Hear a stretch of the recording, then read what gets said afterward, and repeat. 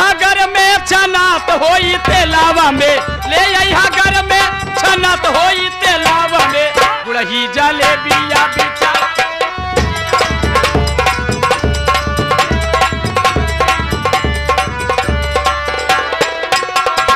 अम्मा जी का लिहा पकौड़ी बाबूजी के केला, बाबूजी के केला रजऊ बाबूजी के केला।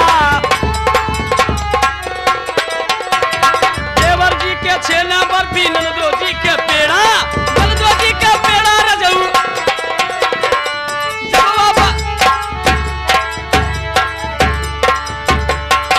जब बाबा बचैया पिया भीड़िया के रे लावा